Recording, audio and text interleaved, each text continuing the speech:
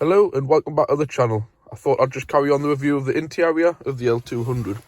So I'll start with where I was mentioned before about the Barbarian and the Warrior differences in spec. Basically, the only difference on the interior is underneath the footwells.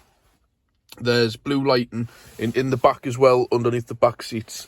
But again, it's kind of, when you look at it, it's not like what you would find in all the newer kind of Audis and Mercedes and stuff like that. It's really not what I would pay the extra money for. I'm not saying I wouldn't have it, but I certainly would not be paying a penny extra to have a Barbarian over a Warrior. No way.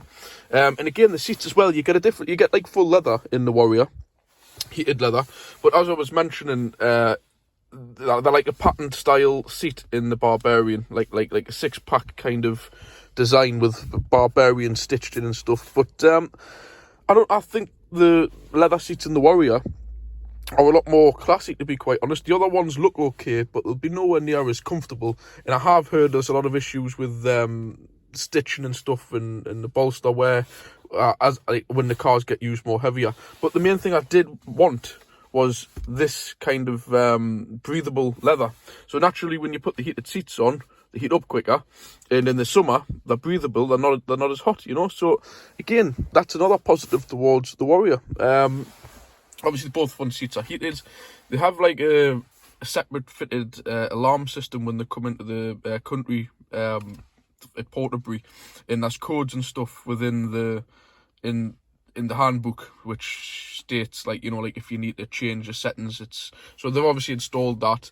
It's got a separate, I don't understand why there's two USB ports together, and you've got a charge port, so there's plenty of stuff. And you've even got an HDMI port, just in case you want to plug a portable DVD player, or who knows, a PlayStation. Obviously I'll switch this on. You'll have to bear with it. It does like a beep for a little bit.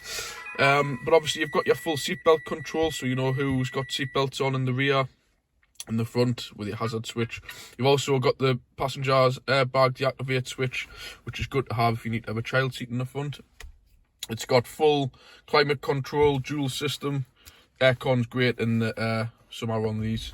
You know, it's pretty straightforward, but it works. You've got a heated rear screen, but obviously there's not a great deal to say. It only clears the screen at the back, but the main purpose of that is as well, obviously, that activates the heated mirrors. Onto the mirrors, one of my favourite things about these off-road vehicles is the mirrors are massive. It's just great. I don't know what the new thing is on like more like kind of like run-of-the-mill cars, is trying to fit the smallest of mirrors possible. The Mark III Mondeo from years when it was produced in 2000 up to about 2003. I'm not joking you, it's got Ford Fiesta mirrors on, that tiny. So these are brilliant. Now, of course, they're electrical, folded in. They also do that when you lock and unlock the car automatically. You've got your grab handles on. It does actually help, you know, like if it's got the side steps on, but it helps to get in and out the car, as well as obviously if you decide to go off-road, that's something to grab onto, you know. It's got a automatic dip-dim mirror. Again, you can just see out there. You have a half decent view out of the rear, but you have to remember you're kind of looking through 3 panes of glass, you know, and, you know, through the canopy. But it's there. It does actually serve some form of purpose, you know. It's got the rain sensing wipers and the automatic lights. Like I was mentioning in the earlier video, the new one, the Series 6. You've got cameras up here and everything which tell you what your speed is on the centre. But I don't really want any of that. I just purposely got the Series 5 for this, because this unit here, the only thing I can't demonstrate, which I've just realised now, is it does have full Apple CarPlay. So when you plug it in, everything on your phone is on this screen. So, you know, I'm going to switch this on here and try and show you there. You know, it's full touchscreen, but the only problem is you can't, everything that's on your phone becomes on here. So I've got like the TomTom Go. That's great to have. If you download TomTom Go, it gives you all the live traffic updates, speed camera updates. Obviously it's a sat nav. It's just nice to have on while you're driving. I really wish I could show this, but I'm pretty sure most of you have seen this in other cars. But again, it's just a nice kind of feature to have, you know, like in a truck. You know, that's what it is at the end of the day. It's a commercial vehicle. that's spot on. That's one of the main points why I decided to buy this. I did mention the Fiat fullback before, and I have noticed in the Fiat, I don't think they come with this. They come with like this naff kind of aftermarket Kenwood unit in them. It's just not nice at all. And this steering wheel's nice on the Mitsubishis, and you don't obviously get that on the Fiat as well. So I would personally just rather have the Mitsubishi. No, I'm far from a badge snob, but I couldn't face walking out of this vehicle every morning and seeing Fiat badges on it. No way. So yeah, so that's kind of that area. You've got your obviously your automatic lights. I don't tend to use them. I've already been through this on the review of my partner's Astra. Especially with these cars having what you call bi-xenon headlights. Every time you switch on and off the light on these systems, I'm talking over thousands of times here, not like once or twice, it kind of depletes them, you know, like it wears them out. So I just like to choose when I want the lights on. I've been driving long enough to know when I need to put my lights on and when I don't. It's a gimmick, it's there, but I don't use it. You've also got your front and rear fog lamp, like most kind of Japanese cars have on here. And again, it's got the soft touch indicators, you know, just one press, you get 3 flashes, which I find great on these. So onto the dashboard. It's pretty straightforward, to be quite honest. Again, it's something else I wanted. I think dashboards on modern cars are becoming far too complicated. I mean, you've got to remember, I drive multiple different cars every day, or if not driving, work on them, which involve driving them into the garage. And it's just crazy. I mean, my dad struggles to, you know, work out how to do things. You know, like, again, I quickly jump over here. Just a normal handbrake. That's all you need. These electronic handbrakes, no thank you. So, you know, obviously you've got the temperature, fuel, you know, all that outside temperature, a nice clear display. The only thing I don't like about it, I will say, and I'm not that fussed about these controls, but is having to go using this, pressing this like this to go through to like see, like, you know, your miles per gallon and trip computer. That's rather annoying, and it would be nice to be able to have like just a button on the steering wheel, or be able to have 2 displays, you know, like maybe giving you your miles per gallon or fuel range as well as the temperature. Like, you know, have the temperature up here somewhere, you know, like if you want to see anything else, you lose your outside temperature display, or even have it on here somewhere. That's the only negative point I'll say. This is all your 4-wheel drive system. At the top, obviously, you can see currently at the moment it's in rear-wheel drive, which these cars run in standard 2-wheel drive, and then you can change them. You know, the Mercedes ML that I've got, that's permanent 4-wheel drive. It's good at this time of year and in the wet, but there's times where, you know, you're on a long motorway run, you don't really need to have to be having it in full time. These have like this, I'm not quite sure what there's a name behind it. It's just basically like an electronic switching gear for the 4-wheel drive. I'm trying to get rid of some of that glare. So obviously you can see you've got your 2-wheel high, which you run in standard, which is rear-wheel drive. You've got your 4-wheel high, which you can drive at normal motorway speeds at full 4-wheel drive. You've got your, I'm actually struggling to see. You've got your rear, well, these don't have like a rear lock and diff, they just have a centre lock and diff. That's the only, some of these were spec'd with a higher spec where you could lock the rear diff, and that's what that little blank button there. But it was mainly the commercial ones for like, you know, like where they do proper off-roading. So obviously you've got your centre diff lock, and then you've got your low range, which is at the right very side here. Obviously these 2 end ones, you've got to push it down. You're restricted. You can't drive at normal road speed there for like serious off-roading. So I'll move across. It's up to this. You've got the function of, I'm trying to get this without the steering wheel being in the way. You've got your standard wipers, which are your automatic wipers, which I've just been through with the about the lights, especially at the moment with the snow and the ice. I was mentioning on my partner's Astra, they have a system where every time you turn the car off, they deactivate it, so it's not too much of a big deal. But with these, if you leave them on auto, and this sensor gets covered in ice, it starts putting the light on, your light's on startup, which you don't want anyways for the battery. But these, I haven't tried it, I could be wrong, but I know a lot of cars do it. It'll set your wipers away going with the ice, because it produces an error. So I just leave them on off. You've got your sensitivity scale for your rain sense there, and it's obviously straightforward, pull forward to clear the screen, but you've also got your headlamp washers on the end. But I find that a bit pointless, because every time you clean the windscreen, well, as long as you have the headlights on, your dip beam, if you clean your windscreen, it activates the headlamp washers, which, you know, so the only thing I do notice, if you just press the headlamp washer button without your lights on, they don't work.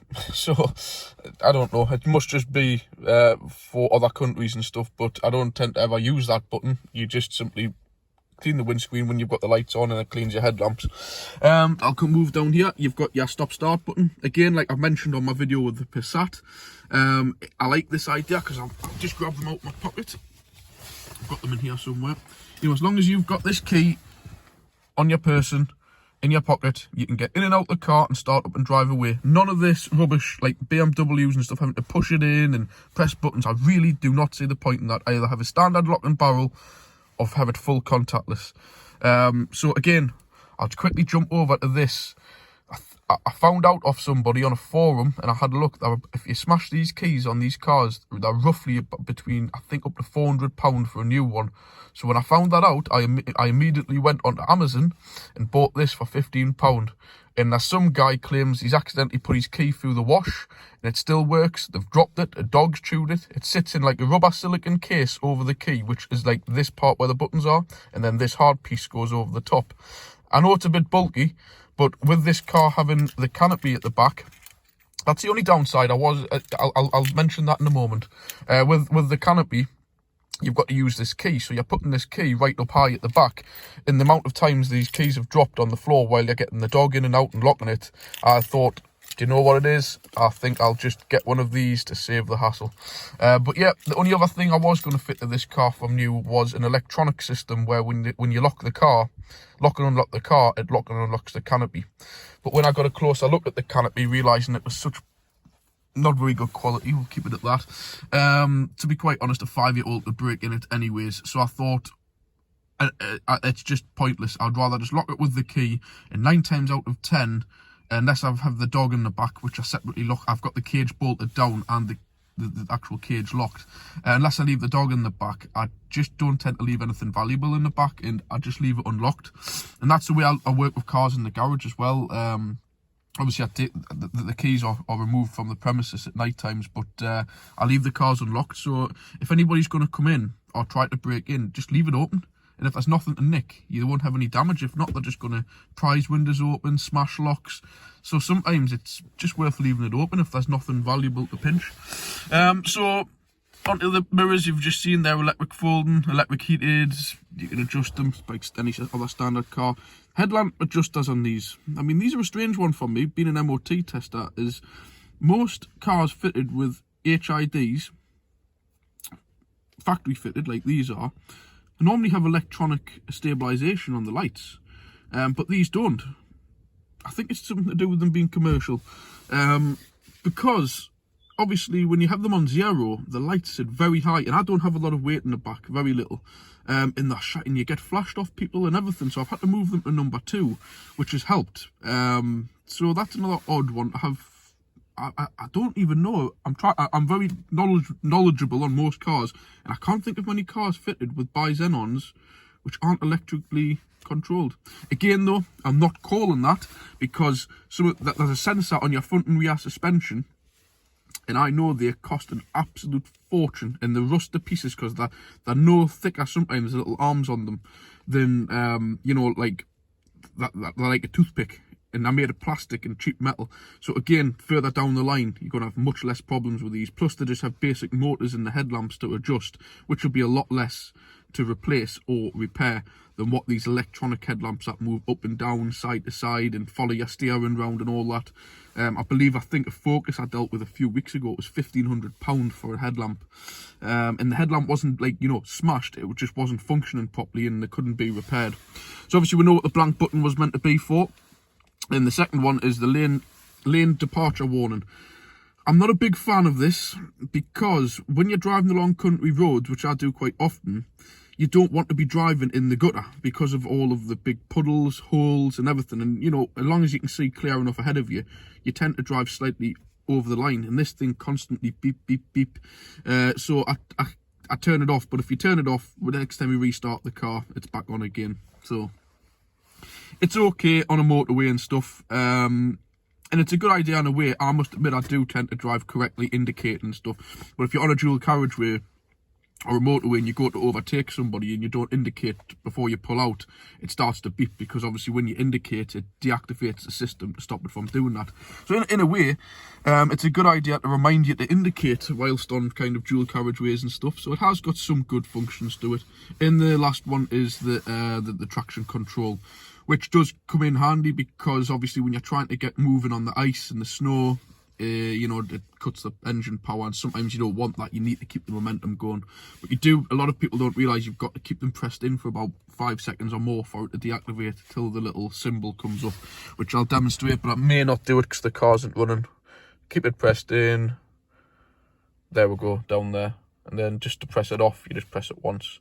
To the steering wheel, again, you know, it's got everything you want from a car, you know, unless you're going really top end. You know, you've got your speed limiter, which displays at the top there. I think, will it work? Yeah, so you can have any speed from 20 upwards, and I find that very useful at the moment, because where we live at the moment in Northumberland, the police have got a speed camera van on just about every corner now. I mean, you know, I just tend to leave this on 30, even around the local area, where you know where they sit, but then at least that way, if you're talking while you're driving or you're slightly distracted, you know you're not going to get done. And also you've just got your standard cruise, which brings up that light up there. Oh yeah, and that other light next to it is the lane departure. It may not let us switch. Oh, it does. You know, so you know when that's on and when it's off. Across to there, you've got your standard functions for your radio, like just about any other car has, but down here I quite like this. You've got your answer and disconnect. But the thing it has got as well, you know, not everybody wants to keep plugging in this every time. I do, because it just charges me phone for when I get to where I need to be. But if you don't want to, or say you've got a works phone or something like that, it has got, you can just see it dull in the background because it's not connected. It has got standard Bluetooth connectivity, so you may want to have your personal phone connected to this, because you have like all like your like Amazon Music, what do you call it, Spotify, all that stuff, WhatsApp goes onto there. But at the same time, you can have, I would imagine, a separate phone connected to Bluetooth, or just your regular phone connected to Bluetooth, and just not, if you're doing a short journey, and not bother with the wire. So that's a good thing. So you've got your standard phone function, but this is a good one here. It, like, you know, works like Siri and Alexa and stuff on your phone. So, you know, like if you're just driving along and you want to know the weather or something like that, it all comes up. You know, I'm sure most cars have it, but, you know, I think this is really good to say this is just a commercial vehicle, you know, that they don't have to have all this. They're not spec, they're not, you know, they don't need to, like cars, to compete. So again, down to the gears, standard 6-speed manual. I find it a brilliant car to drive. The automatics in these, everybody, I haven't actually driven one, but they seem to have a really good review. A little bit thirsty, and they're meant to be quite good for towing as well. So yeah, 6-speed manual, it's pretty standard as it gets. You've got all these little cubby holes, you know, you've got then it goes right deep down, and then there's actually another socket down there, which I have used for a dash cam, which comes in invaluable at times. I might do a review on those at some point as well. And as you can see, the Team Heco wind deflectors, I'm sometimes not keen of those because they cut a lot of the mirror off. But on this car, you can see it only just cuts off the view you would have of the car, which you don't need to see. But I do find them impeding on some cars. Standard cars, it does cut off quite a lot of your view on the mirror. Again, with this, you know, the dashboard and stuff, they're just a nice, I mean, you know, I'm not comparing it to a high-end car here, but for a Mitsubishi pickup truck, I think they've really got it spot on, you know, like, and again, people have said, you know, like, why is not leather and stuff on here, but you've got to remember, these things are meant to be worked hard, you know, like vans. And I like this because the stuff we do as a family, I'll show you over here, it would make more sense. The stuff we do as a family, you know, you're always getting like mud and dirt. And this is the reason why I picked one of these over, say, the same version of this, the Shogun, the car, exact same chassis as this. It comes with an electronic arm brake, which I didn't want. It comes with all this extra stuff. If you get, oh, that's another missing button, heated steering wheel. who wants a heated steering wheel? You know, there's more to go wrong. But the doors and everything, if you get a bit of mud on them, if they get a scrape or a scratch, the wipe down, you know, that it's just not, you know, not necessary, I don't think, in these trucks that to have them spec too high. The driver's seat is, of course, electric. It moves back and forwards, up and down electronically. I can't really show much in the back. It's just it's a bench seat with three-point seat belts and headrests, but that's not a great deal else to show. To be quite honest with you, I'll move around. I'll just quickly show. I'll turn that off.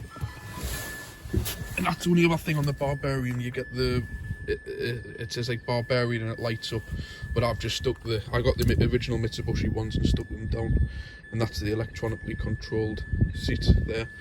I got the Mitsubishi mats. One thing you'll be wondering what that is, even though I've got the proper Mitsubishi mats, all this area I've carpeted here just gets up the riggings. I'm in the process of buying some proper updated ones from like a 4x4 accessory shop, but I honestly did think the Mitsubishi ones would have at least covered some of these areas here, you know, and this vehicle just gets light use with myself, you know. I'll try and turn that TV off. So, you know, it just, you know, like this area here, it's just absolutely filthy and soaking wet just from the bit of snow yesterday. So that's not ideal. It also covers all the way across the back. I'll go around and show that. Well, try not to slip on this sheet ice. I'll show you in the back. Again, a lot of it's covered up because of the nature of the things I do and use the car for. You know, I've got the back ones. This bit's of writing here, the plastic's just left on, and I had to re-stick them down, so I had to just label them which ones were which. So yeah, in the back you've got your door pockets. Behind these seats, if you pull them back, there's like a storage area for the jack and everything, which isn't ideal, because if I actually pulled these back a few weeks ago and thought to myself, what if I break down with the two kids in all these seats, you know, like obviously the car's got two ISOFIX slots as well, and I thought I'm gonna have to pull all the child seats and everything, so I pulled everything out behind the back seats and put it into the back, you know, like the jack and the tone hook, the tone eye. Bit of a stupid idea, it's not really thought right, you know, having to pull child seats and everything out just to get a hold of that, you know. So again, I've covered all these bits at the back because obviously my partner sits in the back, you know. It's just so up the eyes in mud, it doesn't cover that. But the new mats I'm going to think about getting, it covers the back, it comes up as high as this thing does and comes across, which I do think is going to be a good idea to have. And obviously again, this side, you can see that this seat's just manually adjusted.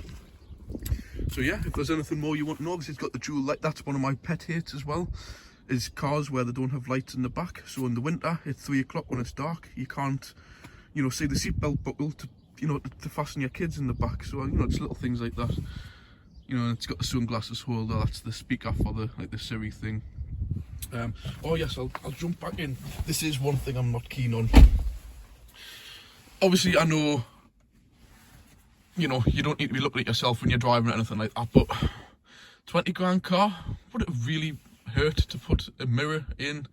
That just looks terrible. Just looks like it's out of an LDV van or something like that. It's awful. In the passengers one, to my partner's horror, it's just a basic, cheap, chatty mirror like that. No light, nothing. I mean, that, I know it's just little things, but I know they're just meant to be billed as kind of vehicles and commercial vehicles, but come on, you know, if we can go to the extent of putting everything that's being put on the car, would it have hurt that much? I don't think so. So I'll leave it at that. If there's anything else you would like to see on this car, let us know. When I get time and when the lockdown restrictions are not, you know, like lifted a little bit, I might do a bit of off-roading in this, and do a bit off-roading in the Mercedes ML. Maybe put them head to head. I'll get my partner to follow us somewhere locally in this car, and I'll take the ML and see which one does the best. Clearly this has got the all-terrain tyres on, so it has got the advantage, but again, the Mercedes does look like it's quite capable off-road, and I'm really looking forward to having some fun in that when we can. So thanks for watching. If you like it, like and subscribe. Thank you and goodbye.